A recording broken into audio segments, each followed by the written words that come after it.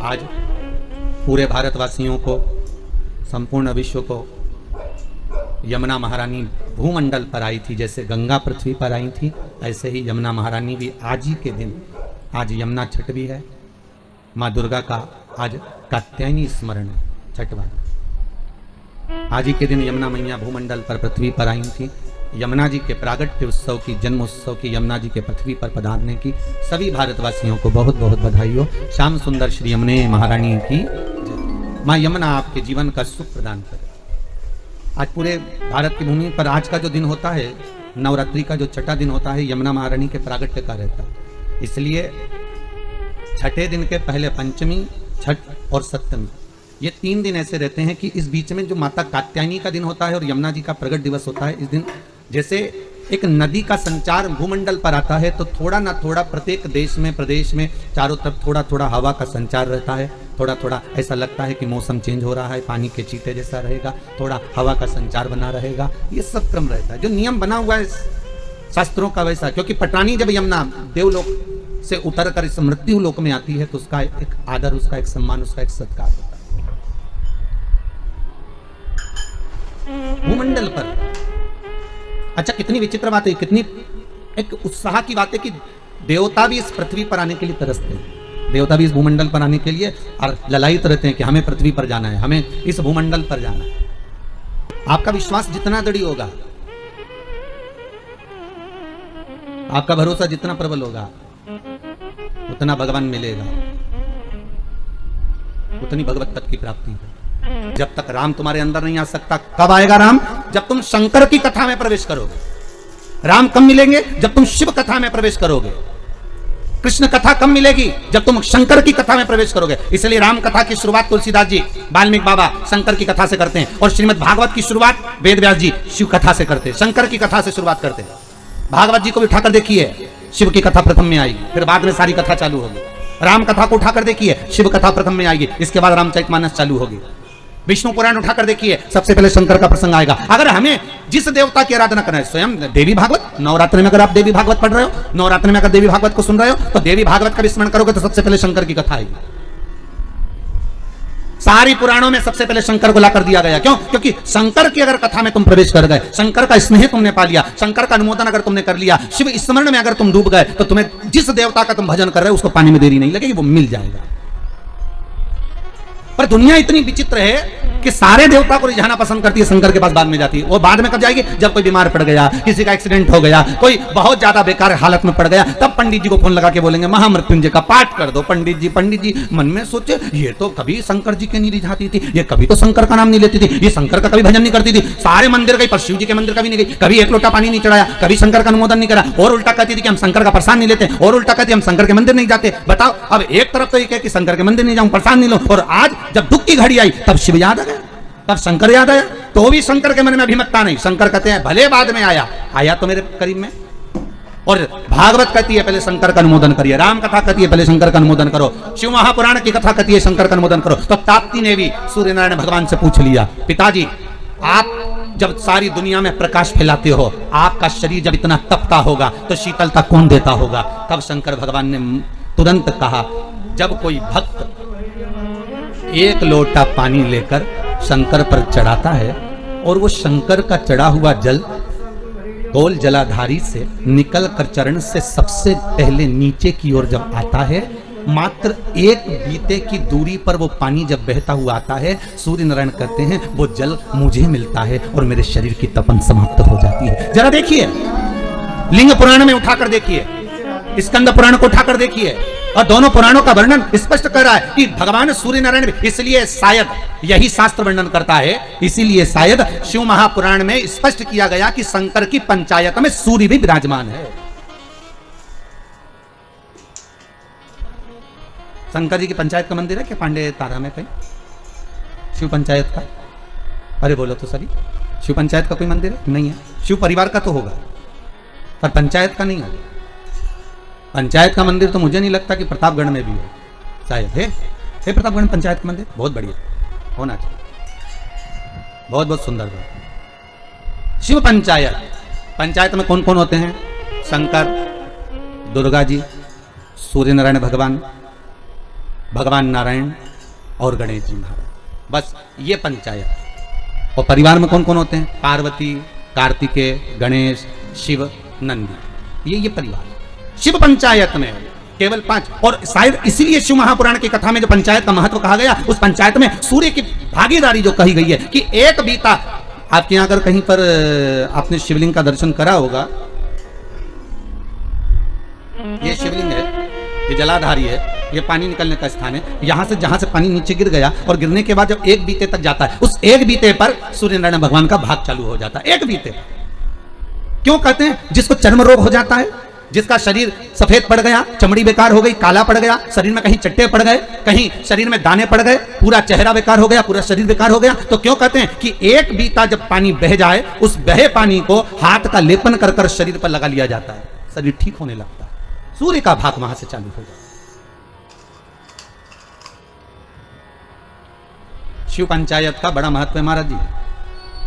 अगर आप लोगों ने लिंग पुराण पढ़ी होगी या शिव महापुराण पढ़ी होगी तो उसका बड़ा महत्व है महाराज।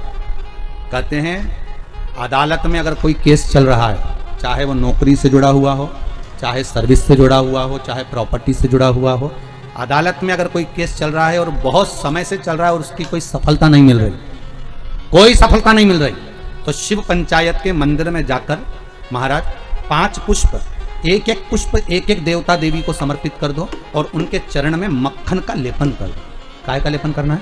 माखन का लेपन कर दो। और 5 देवताओं के सामने चौमुखी 5 दिए लगा, 4 बत्ती के घी के, गाय के घी के, एक एक देवता के सामने एक एक दिया लगाओ पंचायत। और काम ना कर कर वापिस लौट कर आ जाइए। वो केस विजयता अगर देगा तो आपके पक्ष नहीं देगा, हार नहीं सकते। शिव पंचायत का बहुत प्रबल भाव है महाराज। शिव पंचायत कोई साधारण नहीं होता। कोई लड़का लड़की का विवाह हुआ हो, तलाक हो गया हो, दूसरी बार शादी नहीं हो रही हो, बहुत परेशान हो गए और विवाह नहीं जम रहा हो, तो शिव पंचायत के मंदिर में बैठकर 5 देवताओं पर जल और उस जल में चंदन मिलाकर चढ़ाया जाता है महाराज। केवल 3 प्रदोष चढ़ा देते हैं, 4थी प्रदोष तक तो बाबा कृपा ही कर देता है महाराज। शिव पंचायत का इतना महत्व है। शिव पंचायत कोई साधारण नहीं होती महाराज। शिव पंचायत जिसकी कमर का गुरिया खसक गया हो, या घुटने की हड्डी खसक गई हो, या हाथ पैर कहीं की भी कोई हड्डी खसक गई है महाराज, और डॉक्टर अपना काम कर रहे हैं, गुरिया नहीं जम रहा, और आपको केवल दवाई से ही अच्छे होना है, तो मूंग, हरी जो मूंग होती है, वो शिव पंचायत के मंदिर में कम से कम 5 या 7 दिन तक चढ़ाएं। उसी मूंग को वापस उठा कर लाएं और उसको सुबह सुबह पानी में गलाकर खाना चालू कर दे।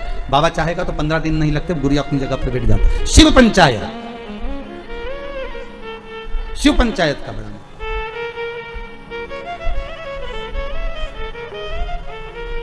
सहज नहीं है शिव पंचायत। तो भगवान शंकर की कथा कर रही है। अगर कहा मान लो मैंने कह दिया, ताप्ती कहती है मैं पिताजी से पूछूं, तो पिता से कहा पिताजी आपके शरीर पर इतनी ताप पड़ती है, ए बाबुल ए पिता।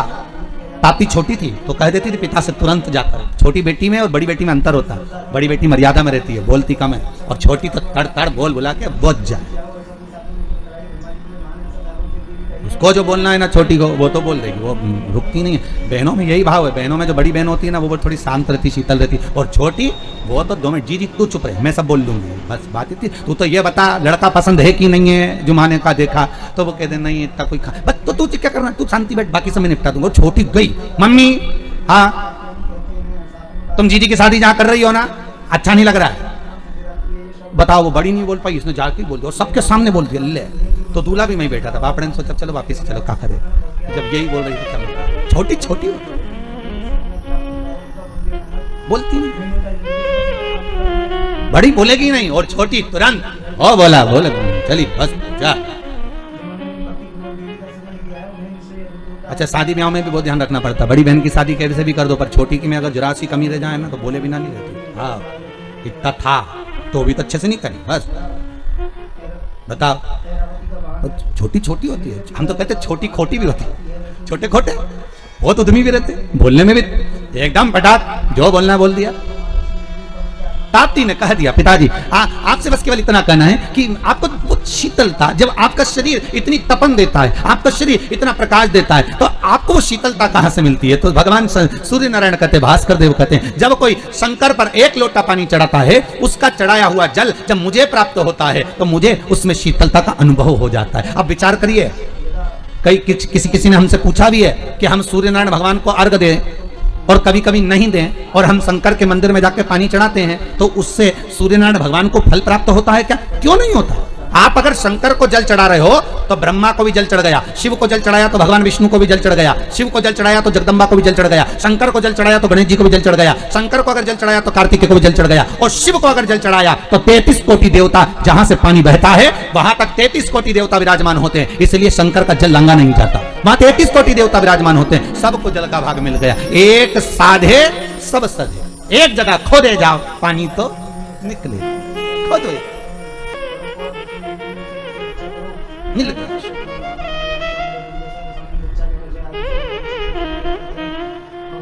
आप तीन सुन लिया जी।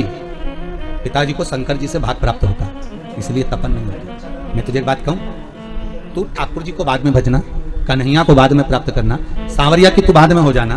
पहले एक निवेदन करती हूं, पहले शंकर का अनुमोदन कर, शिव का अनुमोदन, शिव का स्मरण, हाँ, शंकर का स्मरण, हाँ। यमुना जी बोली, पर पिता से मेरे को ये पूछना पड़ेगा कि मैं शिव का स्मरण तो करूंगी, जब तो करूंगी तब तो करूंगी, पर फल कहां मिलेगा?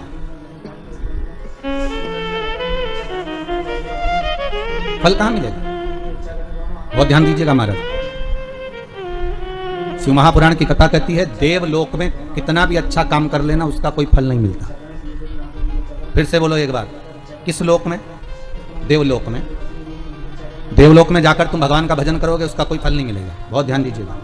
देवलोक में जाकर तुम कथा सुनोगे उसका कोई फल नहीं मिलेगा। देवलोक में जाकर तुम दान दोगे उसका कोई फल नहीं मिलेगा। ऐसी कृपा कर दे कि अब वो गलती नहीं करूंगा, हो गया, मेरे से गलती हो गई थी, मैंने हो सकता है पीपल का वृक्ष कटवाया हो, बेलपत्री का वृक्ष कटवाया हो, और भी आम के पौधे, ना जाने कितने बगीचे कटवाए होंगे, जब मैंने कॉलोनी काटी होगी, जब मैंने प्रॉपर्टी बनाई होगी, जब मैंने कुछ निर्माण करा होगा, ना जाने कितने ऑक्सीजन देने वाले इन वृक्षों को काटा होगा, तो उसका भाग हो सकता है मेरे कर्म में लिखा होगा, पर आज क्षमा मांगता हूं कि अब नहीं होगा। उस परमात्मा से भले पलंग पर पड़े हो पर क्षमा याचना कर लो, उससे मांगो क्षमा। वो पिता है और बाप हमेशा अपने बच्चे को माफ कर देता है, ये पक्का है।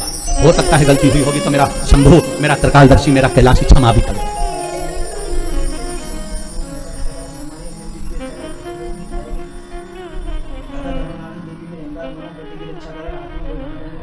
देने के लिए हो सकता है हमारा पुण्य, हमारा करा गया सत्कर्म, हमारा करा गया पुण्य हमारे सामने आता है, और हमारे द्वारा किया गया पाप कर्म भी हमारे सामने आता है, पाप कर्म भी हमारे सामने आता है। फिर निवेदन करूंगा, मत बुरे कर्म कर बंदे वरना पछताएगा, भगवान की आंखों से तू बच नहीं पाएगा, तू बच नहीं पाएगा।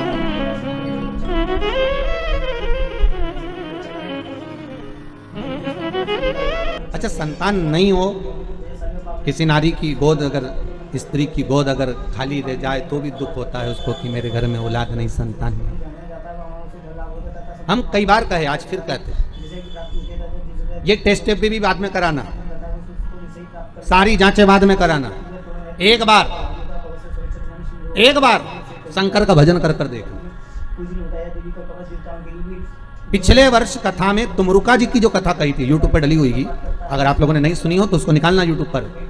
श्री तुमरुका शिव महापुराण की कथा हमने कही थी, तुमरुका जी का व्याख्यान, उसमें वर्णन किया था।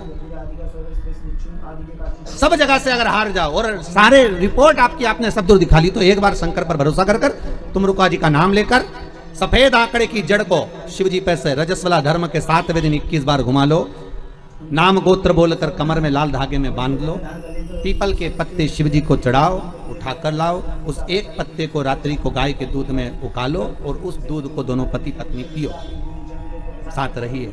समय आएगा, बाबा चाहेगा तो 3 या 4 महीने में गर्भ ठहर ही जाएगा।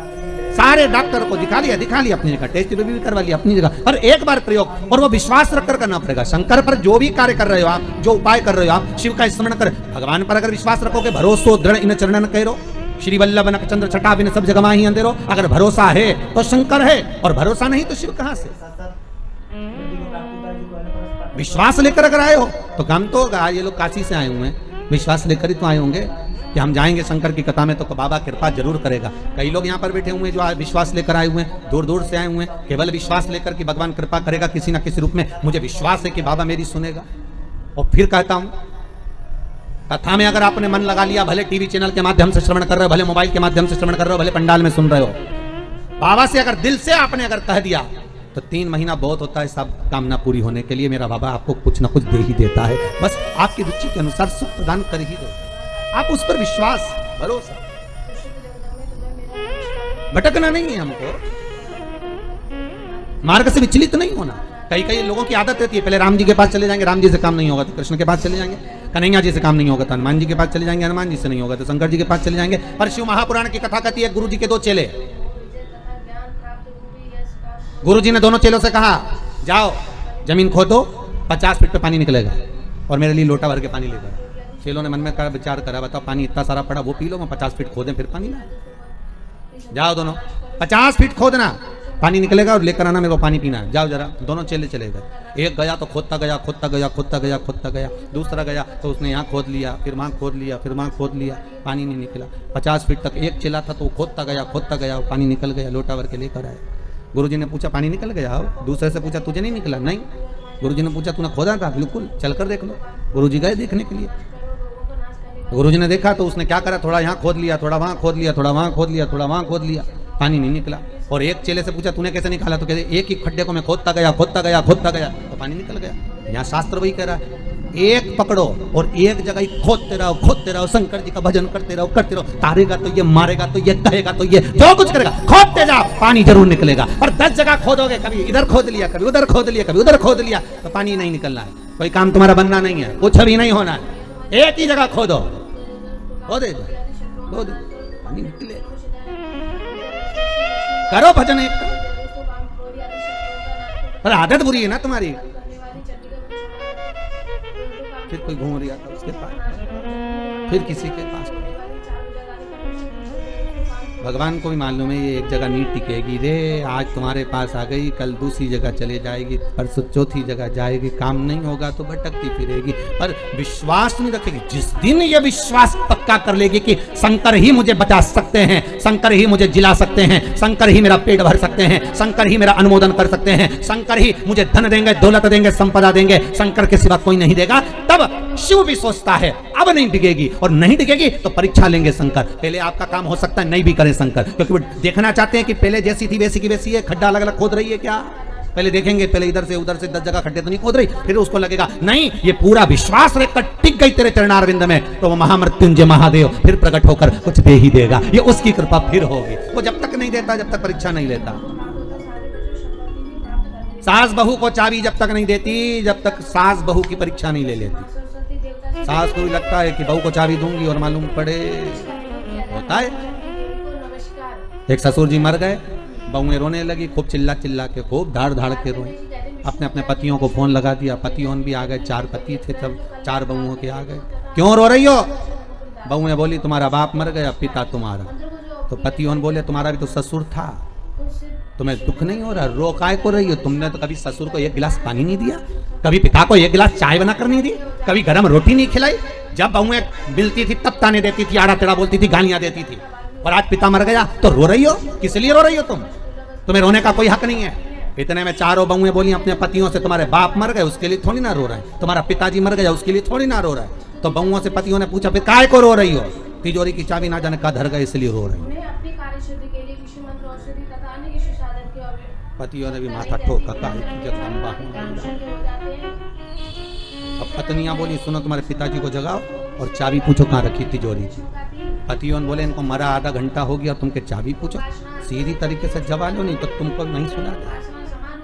बेचारा पतियों को भय लगा कि इनका क्या, तो लोग लालची व्यक्ति तो कुछ भी कर सकता है। इनके मन में दुख हुआ, इन्होंने कहा ऐसा कोई होता है कि मरा हुआ व्यक्ति जाग जाए? हम नहीं जानते, हमें चाबी चाहिए तो चाबी चाहिए, आप पूछो कहाँ रखी है।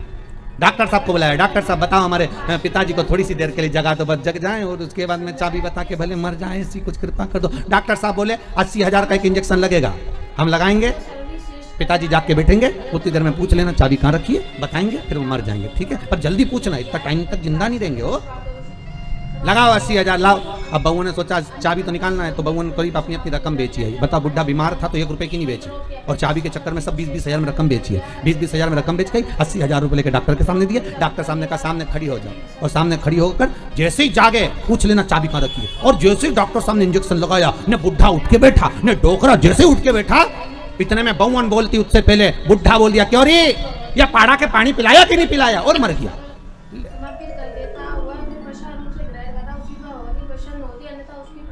अब बहू तो और चिल्ला चिल्ला के रोने लगी, डॉक्टर साहब वंस मोर, एक बार फिर से।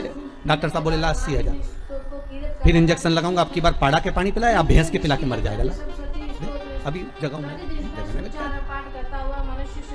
एक दुनिया है साहब, धन की मीत है, कोई किसी का नहीं संसार में, केवल धन ही मीत है। परसों की कथा में कहा था मरने के बाद सब कुछ फेंक देंगे, पर अंगूठी चेन नहीं फेंकेंगे, सब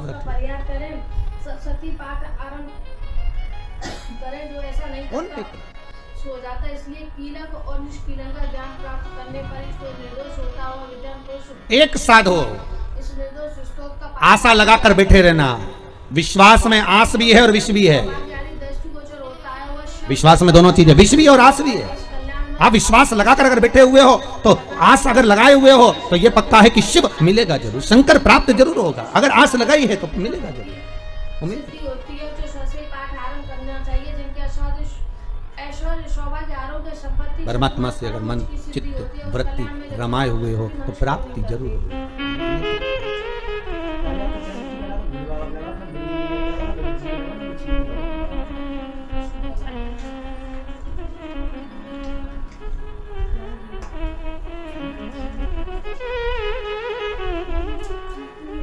वो मिलेगा। और शिव महापुराण की कथा कहती है हमारा, उम्र भले कम हो पर भक्ति प्रबल हो। शिलाद की धर्म पत्नी से संतान नहीं थी, और शिलाद के मन को खलता नहीं था, पर परिवार के लोग कहते थे कि कोई तो एक पुत्र हो जाए जो तार दे। तब भगवान शिव ने आकर एक वर दिया, चिंता मत करो, एक दिन जब तुम भजन करने के लिए कहीं जा रहे होगे, पृथ्वी को